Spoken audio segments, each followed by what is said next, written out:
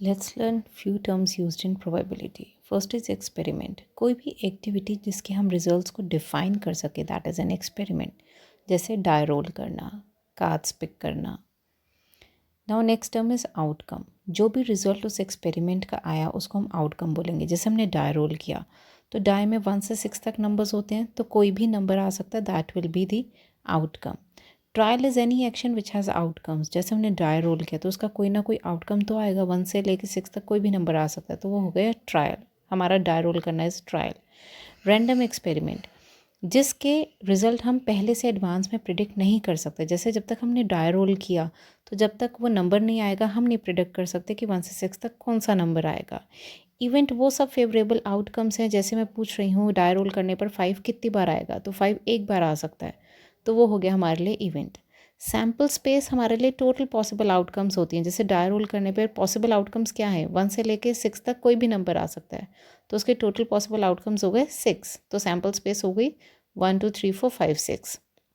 Now the basic formula for probability is favorable outcomes divided by total possible outcomes. Let's begin with the exercise to understand more about probability. Coin is toss twice. तो यहाँ पर sample space क्या होगी? Sample space मतलब जितने भी outcomes possible हैं.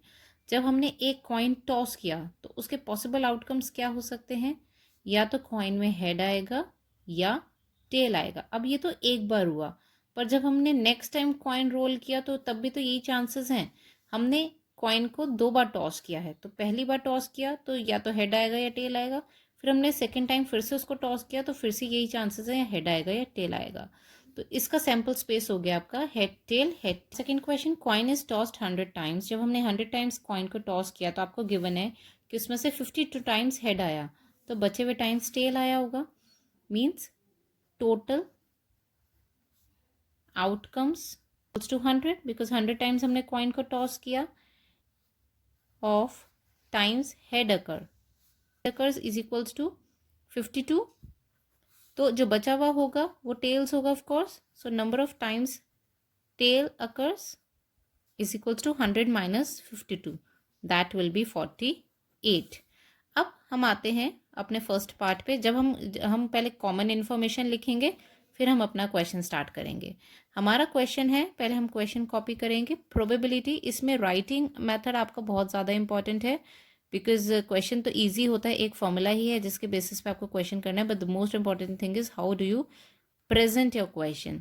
तो probability of getting a head, तो सबसे पहले हम फॉर्मूला लिखेंगे. Probability of getting a head is equals to favorable outcomes of getting head upon total outcomes. तो heads आपका कितनी बार आया? 52 टाइम्स. और टोटल आउटकम्स कितने आपके? 100. तो 52 अपॉन 100 ये हम सॉल्व कर सकते हैं डेसिमल्स में, तो हम इसको डेसिमल्स में सॉल्व करके आंसर छोड़ देंगे. तो probability of getting a head is 0.52. Now second part is probability of getting a tail. So again हम फॉर्मूला लिखेंगे. Probability of getting a tail is equals to favourable outcomes of tail whole upon total outcomes. Favourable outcomes of getting a tail कितना था? 48, और total outcomes है हमारा 100. तो हमारा ये हो गया 0.48 हमारा प्रोबेबिलिटी हो गई of getting a tail. Question they are saying if a die is thrown, what is the probability of getting a number 5 and an odd number? So first part is of getting a number 5. So first of all I'll write this way. A die is thrown. तो sample space मतलब कितने total outcomes होंगे? 1 2 3 4 5 6. तो total outcomes हो गए हमारे 6. ये total outcomes 6 हो गए. अब first part पे आते हैं number 5. तो favorable outcome कितना है हमारा? Favorable outcome of getting number 5 is equals to 1, because एक ही बार 5 आ रहा है यहाँ पर. तो प्रोबेबिलिटी कितनी हो जाएगी? Probability of getting a number 5 is equals to favourable outcome of getting. अब मैं यहाँ पे शॉर्ट फॉर्म में लिख रही हूँ, आप नहीं लिखेंगे. Favourable outcome of getting 5 whole upon total outcomes. तो फेवरेबल आउटकम 5 आने का कितना है? 1, और टोटल आउटकम्स कितने हैं? 6. तो probability of getting number 5 is equals to 1 upon 6. अब सेकेंड पार्ट में वो पूछ रहे हैं what is the probability of getting an odd number. तो favourable outcome of an odd number is equals to, odd number कौन कौन से होते हैं डाई में? 1 3 एंड 5, इन्हीं में से ऑड नंबर्स कौन कौन से हैं, 1, 3 एंड 5, बाकी इवन है। तो probability of getting an odd number, formula लिखेंगे सबसे पहले, favourable outcome of odd number upon total outcomes.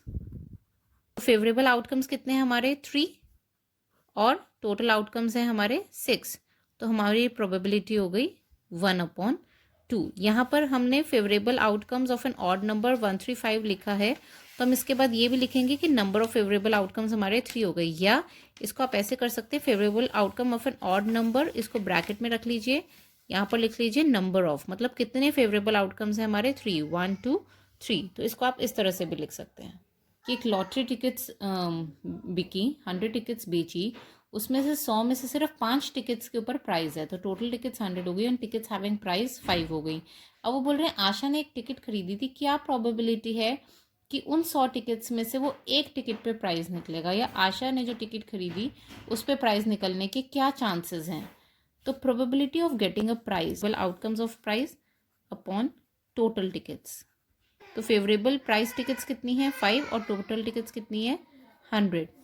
तो इसका आंसर हो गया 0.05। आप इसको डेसिमल्स में भी छोड़ सकते हो या इसको काट भी सकते हो, ये 1/20 हो जाएगा, तो यहाँ 1/20 छोड़िए, डेसिमल्स में छोड़िए।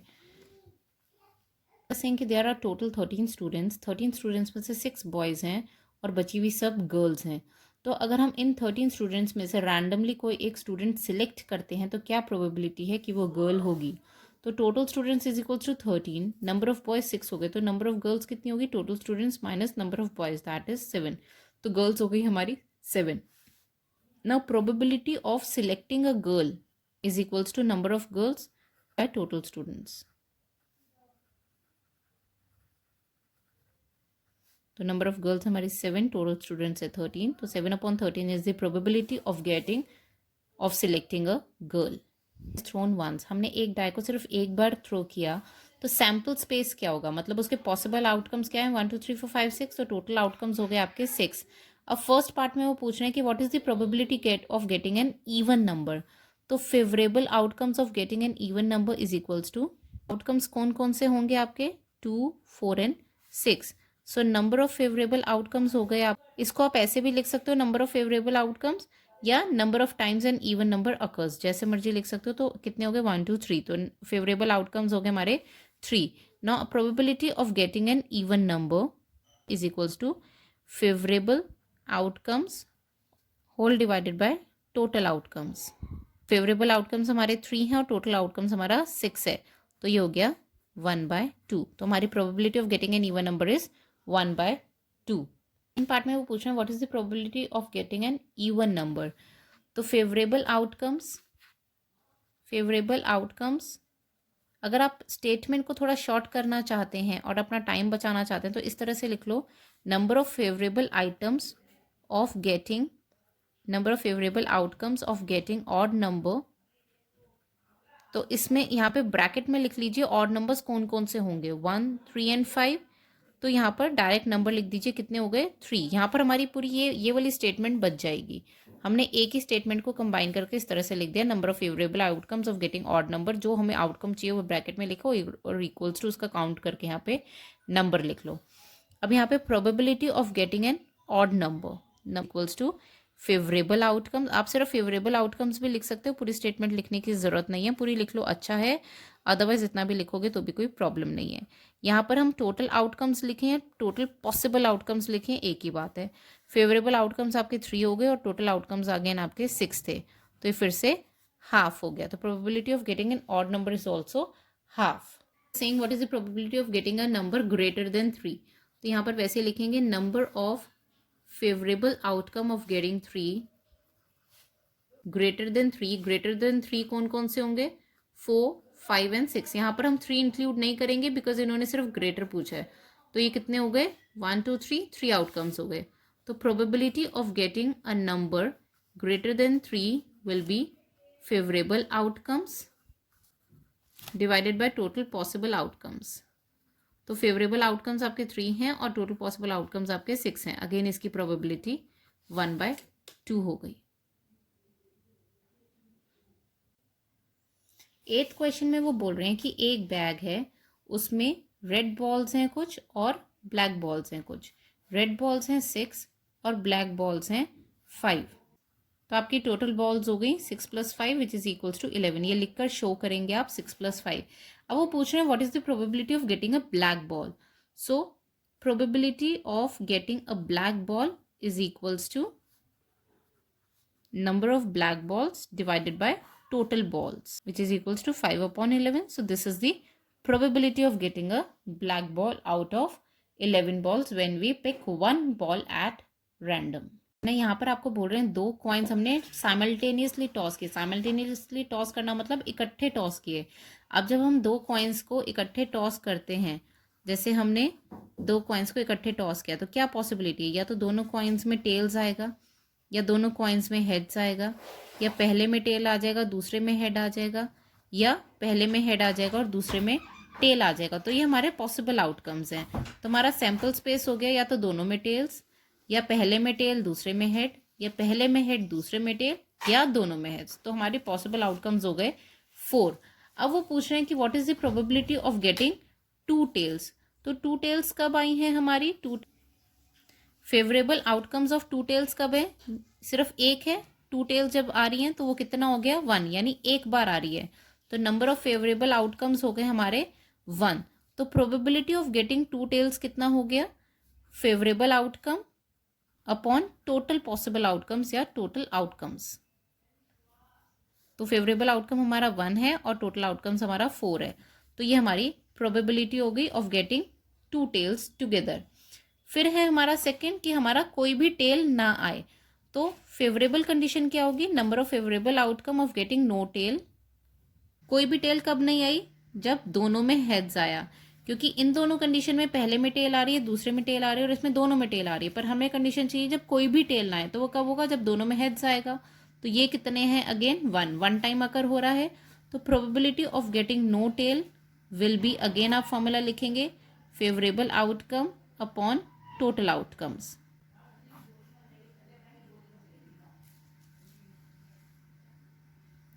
तो फेवरेबल आउटकम हो गया आपका 1 और टोटल आउटकम्स हो गए आपके 4। तो इसकी प्रोबेबिलिटी भी होगी 1/4।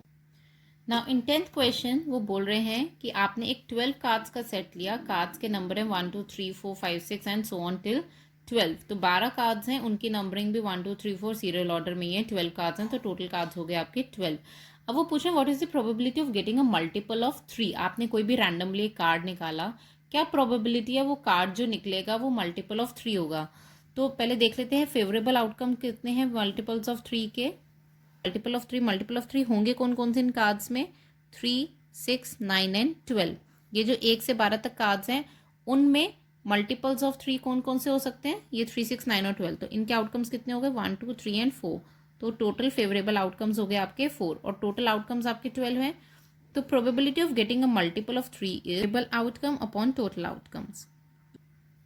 तो फेवरेबल हो गया आपका 4 और टोटल आउटकम्स है आपका 12। तो ये हो गया आपका 1/3। तो ये प्रोबेबिलिटी हो गई आपकी of getting a multiple of 3। Varun throws a die at random. तो वरुण ने एक डाई थ्रो किया, तो उसका सैम्पल स्पेस क्या होगा?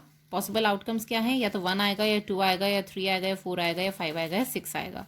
तो टोटल पॉसिबल आउटकम्स हो गए आपके 6। अब पहले क्वेश्चन में पूछ रहे हैं what is the probability of getting a number greater then 4, greater than और इक्वल्स टू 4। यहाँ पर इस साइन का ध्यान रखना, ग्रेटर देन और इक्वल्स टू मतलब बड़ा भी हो और इक्वल भी हो। तो पहले हम फेवरेबल कंडीशंस देख लेते हैं। Number of favourable outcomes is equals to greater than और इक्वल्स टू 4। ग्रेटर देन और इक्वल्स टू 4 कौन कौन से होंगे? एक तो 4 हो जाएगा खुद, एक 5 और एक 6। तो कितने नंबर हो गए? 3 1 2 एंड 3। तो कितने पॉसिबल फेवरेबल आउटकम्स हो गए? 3। टोटल आउटकम्स हमें पता है 6 है। तो probability of getting a number greater than और equals to 4 is equals to favourable outcomes upon total outcomes. तो फेवरेबल आपके 3 हैं, टोटल आपके 6 हैं। तो अगेन इसकी प्रोबेबिलिटी हो गई हाफ। सेकेंड पार्ट में वो बोल रहे हैं what is the probability of getting a number less than और इक्वल्स टू 3। ये favourable outcomes, number of favourable outcomes less than और इक्वल्स टू 3। मतलब इस केस में 3 बड़ा होगा और इक्वल होगा, 3 से छोटे या इक्वल। तो वो कौन कौन से होते हैं, एक तो 1 भी छोटा है, एक 2 भी छोटा है और 3 वो खुद बोल ही रहे हैं, तो टोटल नंबर ऑफ आउटकम्स कितने हो गए 3। तो probability of getting a number less than और equals to 3 is, again formula हर बार लिखना है, don't skip the formula otherwise your marks will be skipped, upon total possible outcomes. तो फेवरेबल आउटकम्स हो गए अगेन 3 और टोटल आउटकम्स हो गए 6, तो इसकी प्रोबेबिलिटी भी हो गई half. Saying what is the probability of getting a number 5, तो number of favorable outcomes of getting 5 is equals to 1, 5 तो एक ही बार आ रहा है, तो probability of getting a 5 number is equals to again favorable outcomes, don't write the short form FAV, write full word, upon total possible outcomes। तो favourable outcome 1 है, this is 1 upon total outcomes हमारे 6 हैं, तो 1/6 is the probability of getting a number 5 when a die is rolled randomly।